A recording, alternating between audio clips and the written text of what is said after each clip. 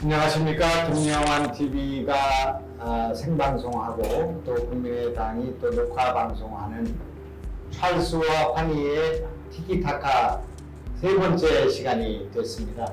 어려운 그런 주제이긴 합니다만 중요한 주제고, 그래서 우선 탈원전, 이게 뭐 정치권의 그 화두가 되어 있고 이번 대선에도 아마 중요한 그런 화제가 되겠죠. 대선 나가실지 안 나가실지 모르겠지만 한다고 생각하고, 탈원전에 대한 안 찰스의 생각을 한번 본인 어떻게 생각하시는지 한번 말씀해 주시죠. 예, 사실 이거부터 말씀드릴게요.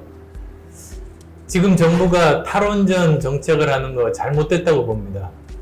그리고 그거는 위험과 그리고 또 공포를 구별을 못하는 데서 나온 거 아닌가 싶습니다.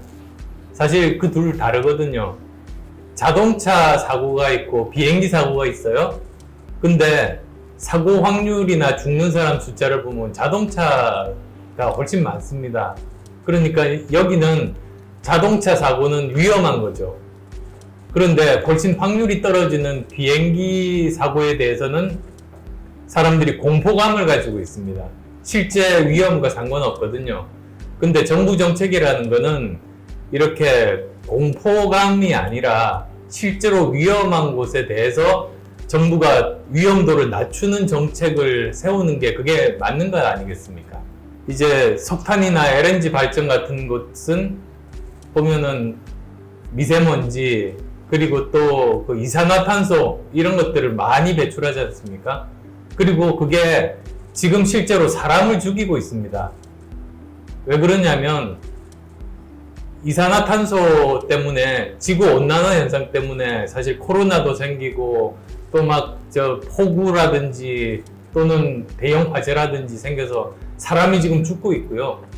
미세먼지 같은 경우도 지금 1년에 초과 사망률이 880만 명입니다. 그러니까 초과 사망자가 880만 명이라는 거는 미세먼지가 없었다면 안 죽을 사람이 1년에 880만 명씩 죽는 거예요. 그러니까 이거는 실제 위험입니다. 그런데 원자력에 의해서 지금 죽는 사람 없지 않습니까? 미래에 대한 공포인 거죠. 원자로가 이렇게 폭파하면 어떻게 하나, 그리고 또 나중에 폐연료 공해에 대해서는 어떻게 하나, 이런 문제들인데요. 이런 문제들은 충분히 이제 해결이 가능하거든요. 그러니까 사실은 막연한 사람들의 공포를 조장해가지고 실제로 사람들 목숨을 죽이는 위험한 일을 하는 게 지금 정부의 탈원전 정책의 실체입니다. 네. 위험과 공포 이 두 개의 말씀을 가지고 탈원전이 문제가 있다 그런 말씀하셨는데, 지금 원자력 공학을 전공하고 계시죠? 네. 전공했죠? 네. 지금 카이스트에서 원자력 공학을 가르치고 있습니다. 예, 맞습니다. 카이스트의 원자력 공학과가 어떻게 됐습니까? 지금 몇 명이나 있습니다. 학생 수가 좀 줄었습니다. 탈원전의 여파라고 저희는 보고 있고요. 안타깝죠. 네. 원자력 전공하신 분으로서 이 탈원전의 정책, 이게 어떤 문제가 있다고 생각하시는지? 예, 우리나라가 제일 잘할 수 있는 걸 너무 쉽게 허망하게 포기해버려서 좀 나라 전체가 앞길이 막힌 것 같습니다. 무탄소나 탄소 중립으로 가는데 아주 중요한 무기인데 무장 해제가 돼버린 그런 상황이라고 봐야죠. 지금 지구온난화 문제가 국제적으로 네. 기후변화의 문제가 제기가 됐고, 탄소 제로의 또 탄소 중립의 그런 이제 시대를 요구하고 있는 지금 상황인데, 그러다 보니까 이제 원전이 이제 그 탄소가 아주 안 나옵니까? 아주 조금 나오는 겁니까? 제로입니까? 운영하는 동안은 전혀 안 나오지만 우리가 콘크리트도 써야 되고 철근도 써야 되니까 조금은 나온다고 할 수 있고요. 비교를 하자면 태양광의 한 3분의 1 정도 나오고 있고요. 네. 석탄하고 가스에 비하면 아무것도 안, 화석연료가 탄소 기반이니까요. 탄소 기반에서 이제 탄소가 아닌 걸로 넘어가야 되는데 이 화석연료가 너무 좋습니다. 에너지 밀도도 높고 가격도 싸고, 예, 그렇기 때문에 이걸 우리가 버리고 다른 걸로 넘어간다는 것이 정말 혁명적인 일이 일어나야 돼요. 그래서 어려운 겁니다. 그래서 원자력이라는 건 거기에 아주 중요한 도구입니다. 탄소 제로의 탈원전의 이 정책이 상당히 시대에 역행하는 그런 이제 그 측면이 있다 그렇게 볼 수 있는 거죠. 예. 예, 예. 우리가 이 원전이 뭐 완전한 뭐라고 할까 에너지라고 말하기는 어렵겠지만 이제 그 문제와 관련해서는 역시 제일 중요하게 제기되는 문제가 그 폐기물 그 처리 문제 같습니다. 원전의 방사능 폐기물 문제에 관해서 지금 이제 우리 정부가 지금 그동안 한 10수년에 걸쳐서 해왔던 것이 이제 파일럿 프로세싱 방식이라는 건식 방식이라는 것을 연구해 왔는데 그것이 지금 어느 정도 단계까지 와 있는가와 그것이 실질적인 그런 성과가 있었는지 그런 말씀을 좀 해주시기 바랍니다. 예. 파일럿 프로세싱이라는 건 사용 해결료를 분리를 합니다. 분류를 해가지고 무기로 쓸 수는 없지만 진짜 쓰레기와 쓰레기가 아닌 걸 분리를 하는데 이게 진짜 쓰레기는 한 5%밖에 안 돼요. 전체 100kg 있으면 5kg이 진짜 쓰레기예요. 근데 그거를 분리해내면은 그럼 나머지 95kg 뭐 할 거냐? 다른 원자로에다 넣는 거죠. 소위 말해서 고속로라는 거에 넣는 걸로 해서 이 두 개가 파일럿하고 고속로가 이제 짝꿍이 돼서 돌아가게 됩니다. 그렇게 되면 결론적으로는 최종적으로 나오는 폐기물 자체가 양도 줄고 그 다음에 얘네들은 수명도 되게 짧아요. 짧아서 그냥 300년 정도면 다 모든 게 끝나는 그런 시스템을 우리나라가 이제 만들고 있었고요. 그다음 미국이 파일럿 프로세싱에서 후반전을 잘했어요. 근데 전반전은 해본 적이 없었는데 우리가 전반전을 해결했습니다. 그래서 지금은 한국하고 미국하고가 같이 공동으로 전후반을 합해가지고 실증해본 결과가 지금 나온 걸로는 알고 있습니다. 알고 있는데 긍정적인 기술적 결과가 나왔고 남은 건 아마 정치적인 어떤 결정 그거 남은 것 같습니다. 사용 해결료를 직접 땅에다 묻는 거에 어떤 대안 기술로서 굉장히 유효한 기술입니다.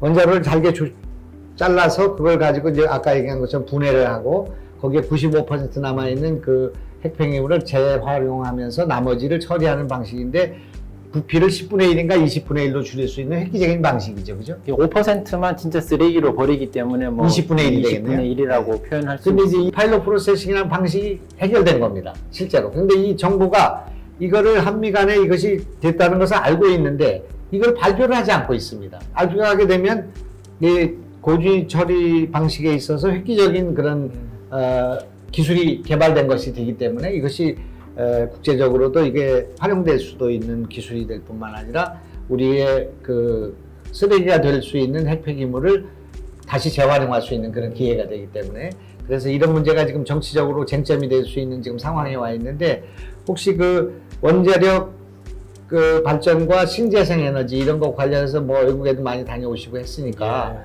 신재생 에너지에 외국의 사례라든지 또 가지고 있는 생각이 계시면 한번 말씀. 독일이 신재생 에너지가 워낙 많이 활용하는 그런 나라 아니겠습니까?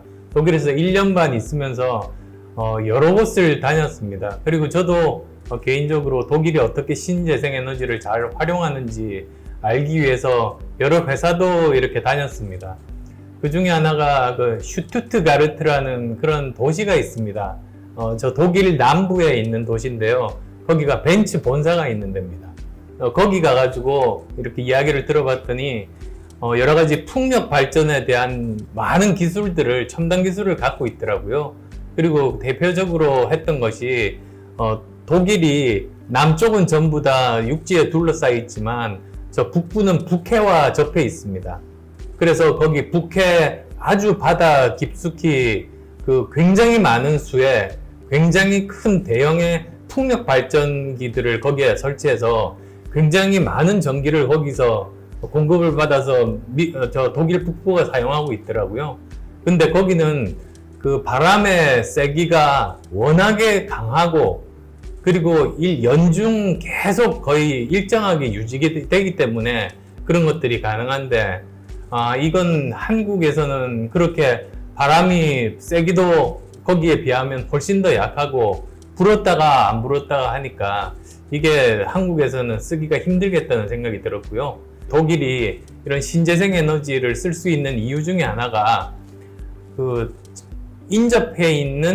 육지로 인접해 있는 나라가 많지 않습니까? 바로 옆에 프랑스가 있고 한데 전기가 모자라면 그러면 그때 프랑스에서 전기를 선이 연결돼서 사다 쓰는 겁니다. 신재생 에너지의 특징이 바람이 불지 않거나 저녁이 되면 이 전력 생산이 없어지는 것 아니에요? 그럴 때도 유지할 수 있는 거는 다 다른 나라에서 수입해 오기 때문에 가능한 거죠. 근데 우리나라는 섬이거든요. 북한 쪽도에서 우리가 뭐 전기를 가져오겠습니까? 중국에서 가져오겠습니까? 뭐 일본에서 가져오겠습니까? 우리는 섬이다 보니까 독일처럼 그렇게 안정적으로 신재생 에너지만 가지고는 버틸 수 없는 나라다. 저는 그걸 아시면 좋겠습니다. 대륙에 붙어 있는 반도지만 실제로 북한이 이렇게 막혀 있고 러시아나 중국으로부터 육로로 지금 전기를 가져오기가 어렵고 가져온다 할지라도 정치적으로 굉장히 불안정한 요인이기 때문에 독일이 프랑스로부터 전기를 송전받고 이렇게 하는 거하고는 다른 조건이다 그런 말씀이잖아요. 그리고 프랑스의 전기는 거의 다 원전입니다. 지금 이제 정부는 탈원전에 부족한 전기를 신재생 에너지로 메꾸겠다는 그런 야심찬 계획을 갖고 있는데 우리나라의 뭐 신재생 에너지 핵심이 이제 태양광, 그죠? 캘리포니아나 칠레 같은데 일조량하고 비교하면 우리나라 태양광은 절반 수준이에요. 똑같은 설비를 해놨는데 나오는 전기가 절반인 거죠. 밤에는 대책이 없습니다. 그래서 밤에는 나오질 않는 태양광을 가지고 24시간 나오고 있는 원전을 대체하겠다는 것은 엄청난 양의 저장을 해결을 해야 되는데 이 문제가 더 어렵습니다. 밤에 전기를 저장하는 걸 ESS라고 하잖아요. 네네. 그것의 비용이 무슨 신재생 에너지 발전소 비용보다 훨씬 더 든다고 하던데요. 맞습니다. 아이스크림을 만들었는데 냉장고가 없으면 어떡합니까? 그 자리에서 다 먹던지. 지금 신재생 에너지로 이렇게 고에너지의 우리 산업을 지탱한다는 것은 굉장히 불안하고 또 그걸 가능성이라고 하는데 전기가 생겼다 안 생겼다 하는 거. 그걸 또 에너지 세이빙으로 축전해서 쓰면 되는데 그건 또 축전 기술이 아직까지 가지 못한 그리고 엄청나게 상황이고, 비쌉니다. 뭐 해결되지 않은 상황에서 신재생 에너지를 주장하고 그것을 대체할 수 있다는 생각 자체가 참 관념적이고 잘못된 것이기 때문에 아마 이번 대선 과정에서도 아마 이게 크게 쟁점이 되지 않을까 이렇게 대한민국 실정에 안 맞는 겁니다. 아마 이 정권이 역사적으로 단죄 또는 평가받는 것 가운데 가장 중요하고 1차적으로 될 것은 원전 관련된 탈원전 정책이 아닐까. 또 그걸 또 대통령이 또 무리하게 하다가 생긴 문제가 월성 원전 경제성 조작 사건 아니겠습니까? 이거는 또 앞으로도 정치적으로 문제가 될 것 같고요. 이 지금 현재 세계적으로 오늘 우리가 토론하려고 하는 그 SMR, SMR이라는 것이 굉장히 각광을 받고 제가 오늘 자료를 보니까 한 70개국에서 지금 SMR 연구하고 있다 그런 얘기도 있더라고요. 그래서 SMR이라는 게 무엇인지 그리고 또 우리나라에서는 지금 그것이 어떻게 진행되고 있는지 실용화될 수 있는 가능성이 얼마나 되는지 이거에 대해서 개괄해서 한번 말씀해 주시죠. SMR이 이제 우리말로는 중소형 모듈 원전인데요. 그동안 원전은 건설을 했죠. 집 짓듯이 건설을 했는데 우리 조립식 주택이라든지 아니면 컨테이너 같은 거는 그냥 가져다 놓으면 되잖아요. 그런 식으로 바꿔놓은 게 SMR인데 미국에서 석탄 발전소들이 오래됐는데 석탄을 지속적으로 쓸 수는 없거든요. 그래서 그 석탄 발전소가 있던 자리에 송전선도 있고 인프라도 다 있으니까 뭐 냉각탑도 다 있고요. 그러니까 그걸 활용해서 거기다 원전을 넣어보자. 작은 원전을 거기다 넣자 해서 나온 게 중소형 원자로였고요. 일반인들이 원전에 대한 공포 두 가지 중에 하나가 후쿠시마처럼 폭발할까봐 그런 것 아니겠습니까? 근데 뭐 여기 전문가가 계시지만 제가 제일 좀 거칠지만 쉽게 이제 설명을 드리자면 이렇습니다. 그 원전이 크기가 커지면 커질수록 복잡해지지 않습니까? 그게 어느 정도 수준을 넘어가면 그러면 그때부터는 앞으로 어떤 일이 일어날지는 사람이 예측하기 불가능한 상태로 접어들게 됩니다. 근데 지금까지는 원전이 커야지만이 제대로 전력을 공급할 수 있다 보니까 사실은 그런 상태였었는데요. 그래서 항상 뭐 사고 날 위험성은 존재는 했었죠. 그걸 뭐 정말 2중, 3중, 뭐 5중, 6중 이렇게 해서 사고를 계속 이렇게 막아온 것들인데 이 크기를 줄이면 그래서 사실 뭐 중소형 원전 정도로 크기를 줄이면 그때부터는 사람이 어떤 일이 생길지 모든 경우에 대해서 예측이 가능하니까 이 사고의 확률을 줄일 수 있는 겁니다. 그래서도 이제 그 소형 원전, 이런 중소형 원전이 어느 정도 그 연구가 진행돼서 단가도 낮아지고 일상화된다면, 그러면 또 이 원전 사고에 대한 공포로부터 해방될 수 있으니까, 그렇게 되면은 미세먼지 같이 지금 당장 사람을 죽이고, 그리고 또 그 이산화탄소처럼 지구 온난화 때문에 또 많은 사람들을 지금 현재 괴롭히고 있는 이런 일도 없으면서, 동시에 전기 전력 생산 단가도 낮고 사고의 위험도 없고, 그렇게 되면 오히려 제일 좋은 그런 대안이 될 수 있는 것 아니겠습니까? 제가 설명이 맞는지 모르겠는데. 아유, 정확하게 말씀하셨습니다. 지금 현재 교수님이 하고 있는 연구는 어디까지 가 있고, 네. 또 우리나라의 SMR 연구의 단계는 어디에 있는가, 그런 것 좀 말씀해 주시죠. 예, 제가 크게 두 가지를 이제 물로 냉각을 하는 원자로 하고, 그다음에 용융염이라는 게 있어요. 이제 그걸로 하는 소금이- 원자로, 예, 소금? 소금이라고 보실 수 있죠. 소금을 아주 가열을 하면 소금이 녹아요. 녹아서 액체가 되는데, 거기에다가 우라늄을 섞어서 원자로를 만드는 거죠. 만들었어. 그러면은 원래 도심이 녹아서 사고가 나는 건데요. 이거는 처음부터 녹아 있어요. 녹아 있기 때문에 녹는 사고라는 걸 정의를 할 수가 없는 이제 그런 원전이 되겠죠. 그래서 뭐 저기 다행스럽게도 제가 하고 있는 그 용융염 원자로 요 연구를 안 대표님께서 저기 출연하신 동그라미 재단에서 지원을 해주셔서 얼마씩, 한 1년에 얼마씩 하고 있습니다. 뭐 1년에 이제 4, 5억 정도 이렇게 되는데요. 그 정도를 이제 출연해 주셔서 저기 연구를 하고 있습니다. 그래서 향후 SMR이 필요한 시장이 있다면은 우리나라가 뭐 지금부터 시작하더라도 지금까지 쌓아놓은 재산들이 있기 때문에 지금이 아마 늦더라도 가장 빠른 시기가 될 것 같아요. SMR 연구를 받아서 진행된 게 몇 년쯤 됐습니까? 원래 이제 시작을 올해 했습니다. 네. 무슨 그 생각으로 거기 동그라미 재단에서, 동그라미 재단을 좀 설명을 해주시고, 예. 어떤 뜻에서 저 SMR 연구에 연구비를 주게 됐는가? 예. 거기 뭐 안 대표님 뭐 영향력이 별로 없는 거 아닙니까? 제가 안랩이라는 회사 창업했지 않습니까?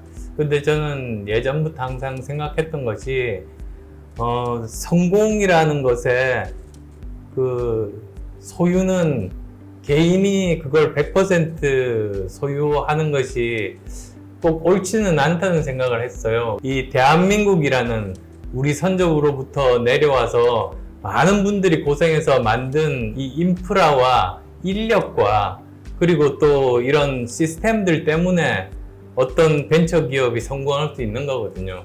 그래서 저는 어떤 뭐 벤처 사업이 성공을 하면 절반은 뭐 저의 노력에 의한 것이지만, 절반은 이 우리 사회가 도와줘서 이것이 가능한 것이다라는 생각입니다. 그래서 제가 일단 그 전문 경영인 체제로 바꾸고 회사를 나온 다음에는 그 지분의 절반을, 그 당시 시가로 한 1,500억 정도가 됐습니다. 그거를 기부를 해서 만든 재단이 동그라미 재단이고요. 사실 처음에는 안철수 재단이었습니다.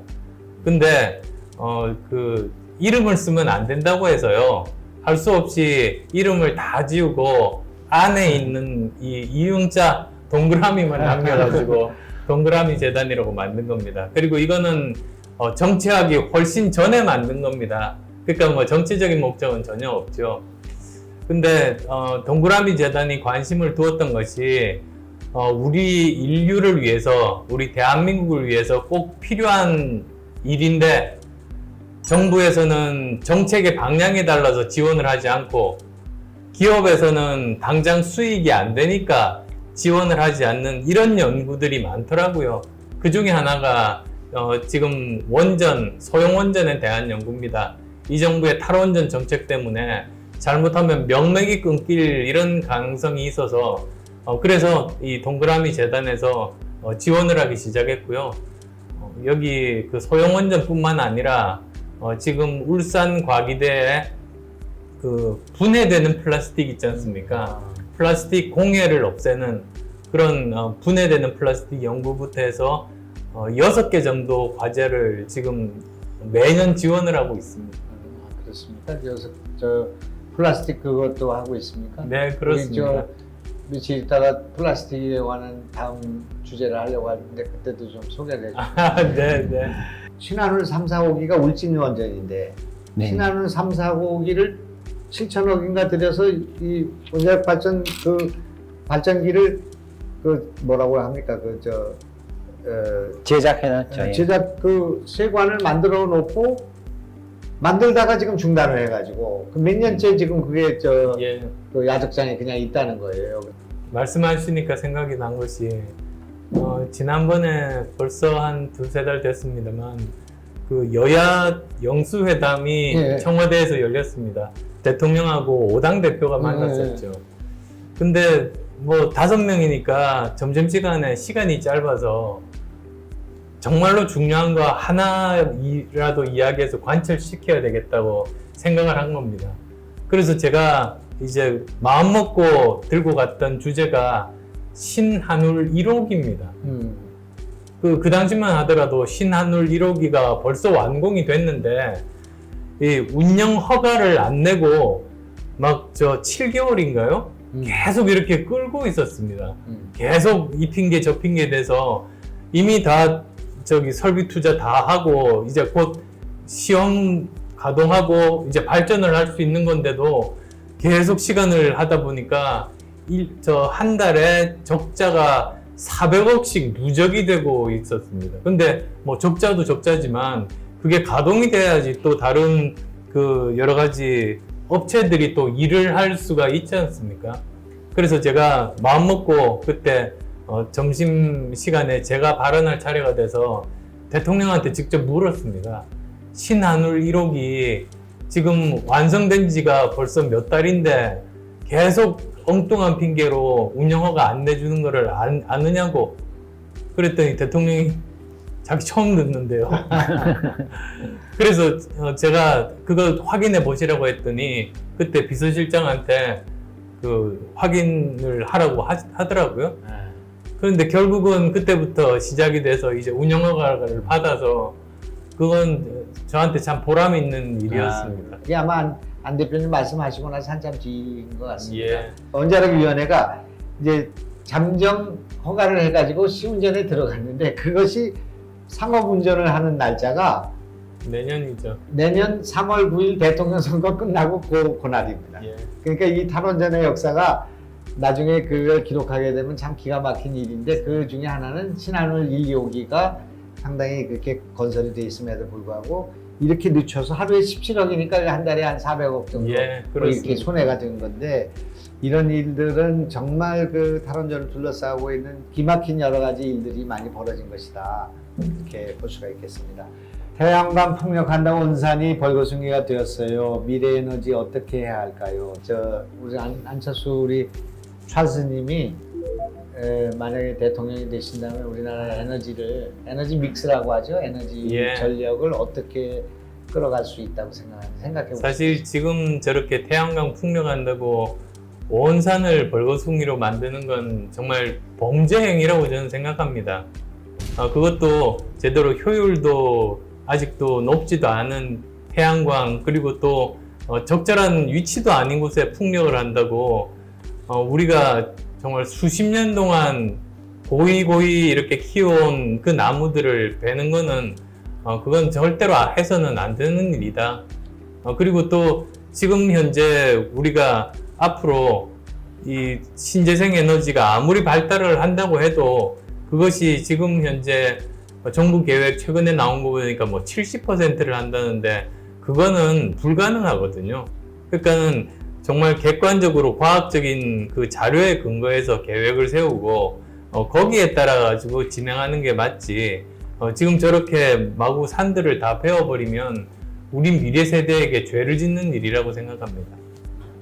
더 하실 말씀 있으세요? 네, 우리나라 환경에서는 저는 원자력 한 50%, 재생에너지 50%를 목표로 해서 둘 다 참 어려운 목표입니다. 해서 앞으로 에너지 정책을 가져가는 게 좋다고 생각하고요. 원자력 50%는 우리가 1990년대에 해본 적이 이미 있어요. 있어서 해본 적이 있는 50%고 재생에너지 50%는 굉장히 어렵거나 거의 불가능할 겁니다. 원전을 똑같은 양의 전기를 생산하려면 300배의 면적이 필요합니다. 태양광에.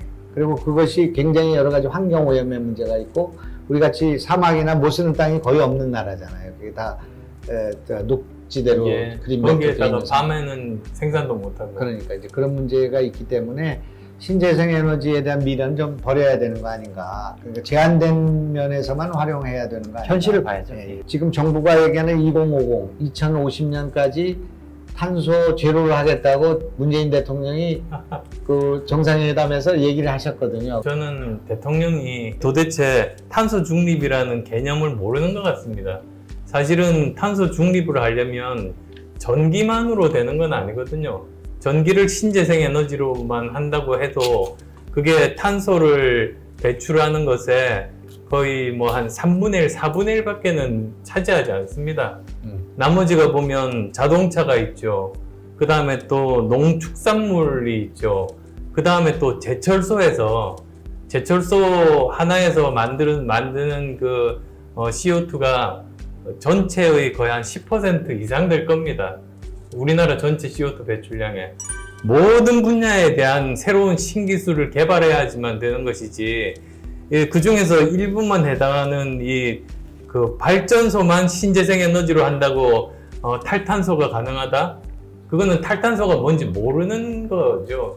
큰 걱정입니다.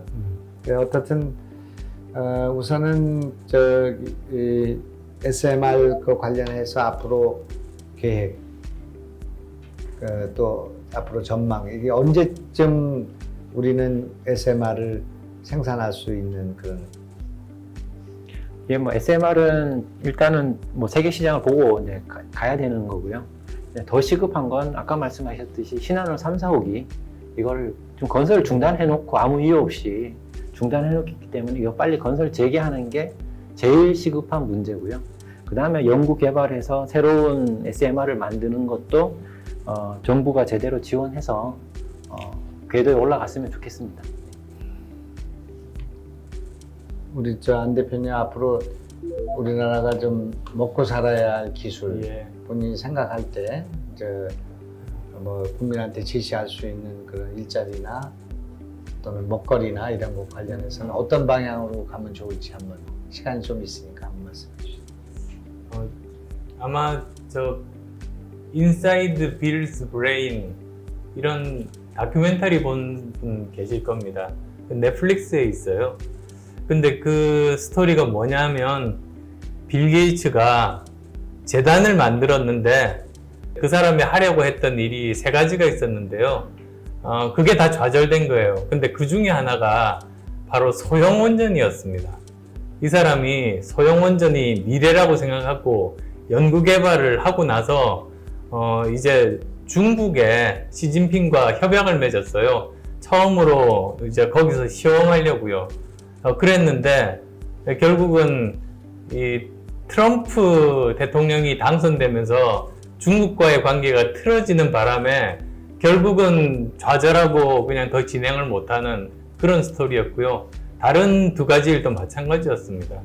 그래서 그걸 보다 보니까 세상에 거의 모든 걸 다 가진 사람도 마지막에 정치 권력이 협조를 안 해주니까 결국은 그 일이 실행이 안 되는 겁니다. 그래서 정말 현대에 있어서 사실 정치가 뭐 도대체 우리 삶에 무슨 보탬이 되느냐, 정치가 괜히 우리나라 전체 하향 평준화만 시키는 거 아니냐, 뭐 누가 대통령이 되고 정권이 바뀌어도 내 삶은 달라지는 게 없다, 이렇게 보통 분들은 생각하시지만 그렇지 않다는 거를 저도 정치하면서 또 그 다큐멘터리 보면서도 깨달았습니다. 사실 이런 국가 지도자나 정권이 전체적인 세계의 흐름을 정확하게 읽고 제대로 대처를 한다면 굉장히 많은 사람들의 삶이 바뀌고 국가의 운명이 바뀝니다. 지금 전 세계가 전쟁 중인 거 아시죠? 전 세계가 무기 전쟁이 아니고요. 과학기술 전쟁 중입니다. 지금 바이든 대통령이 요새 뭐 합니까? 반도체 칩 들고 그런 기술자들 그런 것들을 모으려고 전 세계를 다니거든요. 시진핑도 거기에서 안 놓치려고 테크 기업들도 옥죄고 그리고 또 직접 다니면서 합니다. 그러니까 지금 국가 지도자들이 하는 걸 보면요. 과학기술로 싸웁니다. 그게 제일 최우선이에요. 우리나라 지금 보세요. 우리나라 대선에서 과학기술 이야기가 나옵니까? 무슨 바지나 무슨 녹취록 이런 이야기를 하는데 우리가 자고 있는 동안에도 세상은 바뀌고 있습니다. 우리는 내부에서 그냥 아무 우리 미래와 상관없는 걸로 싸우고 특히 정치 권력들은 우리가 멋대로 해도 나라 잘 돌아가겠지 이렇게 생각하는데 지금은 그런 시대가 아니라는 게 미국 바이든 대통령, 중국의 시진핑이 직접 나서서 과학기술 쪽에 서로 전쟁을 하고 있는 거를 못 봐서 그렇습니다. 그래서 이번 대선이 사실은 과학기술 전쟁이 벌어지고 있는 지금 인류의 정말 문명사적 전환기에 대한민국은 어떻게 해야 되는가? 그걸 주제로 다뤄야 우리나라 미래가 있다고 생각합니다. 지금 대선 전국에서 그런 과학기술이라고 할까 기술, 첨단, 초격차 기술 이런 거를 제기하고 토론하는 사람이 우리 안철수 대표밖에 안 계신데 대선에 나가서 한번 그런 문제를 제기해 볼 생각 없습니다. 제가 어떤 역할을 하든 정말 이런 미래 어젠다, 과학기술 어젠다를 정말 대선의 최우선 그런 과제로 만드는데 어떤 역할이든지 할 생각입니다. 정용훈 교수님, 지금 원자력계가 굉장히 사기가 떨어져 있고 또 학생들도 굉장히 아마 어려움을 겪고 있는데 원자력 발전을 위해서 우리가 어떻게 좀 지금 이 단계에서 어떻게 해줬으면 좋은지 어떻게 하는 게 좋을지 정치권을 포함해서 한 말씀, 원자력계를 대변해서 좀 한 말씀 하시죠. 우리가 잘할 수 있는 원자력이라는 것도 좀 응원을 해주시고 또 도움을 많이 이제 받아야 될 것 같습니다. 결국 국민들의 선택이거든요. 선택이 제일 중요해서 선택을 받아야지 준비된 거라도 잘 할 수가 있는 거라서 원자력을 하는 사람들은 열심히 준비를 하고 있겠습니다. 국민들의 선택을 받을 수 있었으면 좋겠습니다. 오늘 우리 원자력에 관한 그런 여러 가지 충분한 논의가 있었던 것 같습니다. 교수님 먼 데서 와주셔서 감사하고 고맙습니다. 찰스님 또 여기 오셔서 미래에 대한 준비를 하고 좀 가르쳐 주시고 우리 국민들과 같이 토론하는 그런 장을 가졌으면 좋겠습니다. 찰스와 환희의 티키타카를 마치겠습니다.